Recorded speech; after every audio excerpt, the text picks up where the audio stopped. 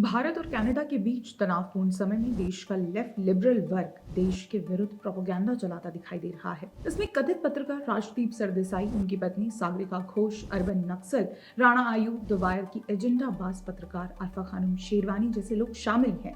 ये पूरी लॉबी अमेरिकी अखबार वॉशिंगटन पोस्ट के एक प्रोपेगेंडा न्यूज आर्टिकल को कोट करते हुए अपना एजेंडा चलाती दिखाई दे रही है।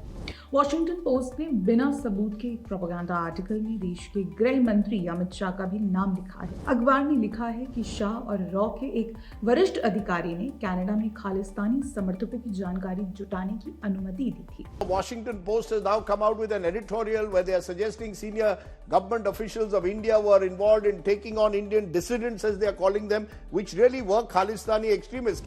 सवाल उठता है कि राजदीप सरदेसाई, जो स्वयं को पत्रकार कहते हैं, क्या उन्हें ये नहीं बताना चाहिए था कि वॉशिंगटन पोस्ट ने बिना सबूत के आर्टिकल लिखा है? क्या राजदीप को वॉशिंगटन पोस्ट के आर्टिकल पर ही सवाल नहीं उठाने चाहिए थे? बिल्कुल उठाने चाहिए थे, लेकिन सवाल उठाने के बजाय वॉशिंगटन पोस्ट के बहाने पूरी लॉबी भारत को ही घेरने का काम करती दिखाई दे रही है। याद रखिए, इसी वॉशिंगटन पोस्ट में अर्बन नक्सल और एंटी मोदी कही जाने वाली कथित पत्रकार राणा आयूब भी लेख लिखती हैं। राणा आयूब की ज्यादातर लेख भारत के विरुद्ध दिखाई देते हैं। ऐसे में प्रतीत हो रहा है कि इकोसिस्टम कनाडा पर सवाल उठाने के बजाय उल्टे भारत सरकार को घेरने की रणनीति पर काम कर रहा है। देश का एक बहुत ही प्रभावशाली और शक्तिशाली गृह मंत्री जिसका इसमें नाम आ रहा है या इस तरह के आरोप लगाए जा रहे हैं। इसमें सबसे चिंता की बात यह है कि आरोप बहुत गंभीर है और भारत की तरफ से जितने जवाब दिए जाने चाहिए थे वो सामने नहीं आ रहे हैं। आरफा मैडम को इस बात की चिंता जरूर सता रही है कि भारत ने कनाडा को अभी तक जवाब नहीं दिया, मगर क्या वो कनाडा सरकार से सवाल कर सकती हैं कि किस आधार पर कनाडा भारत पर ये आरोप लगा रहे हैं? क्या वो एक बार कह सकती हैं कि कनाडा ने अभी तक एक भी सबूत अपने आरोप के पक्ष में नहीं दिया है? नहीं, वो ये नहीं करेंगी और ना ही कहेंगी। इनका पूरा इकोसिस्टम भी ये नहीं करेगा।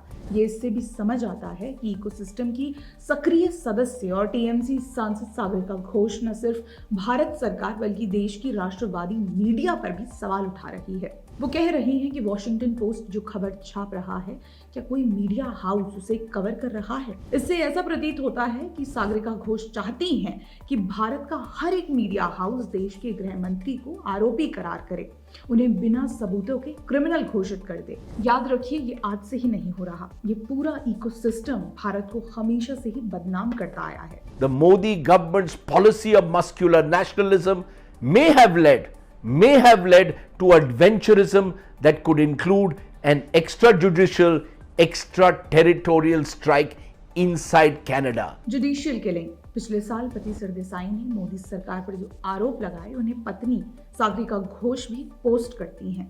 सागरिका घोष लगातार भारत पर उंगलियां उठाने का काम कर रही हैं। क्या उन्होंने और उनके कथित पत्रकार पति सरदेसाई जी ने एक बार भी कनाडा से प्रूफ मांगा, सवाल किया कि आखिर कनाडा खालिस्तानियों को अपनी धरती में पनाह क्यों दिए हुए है?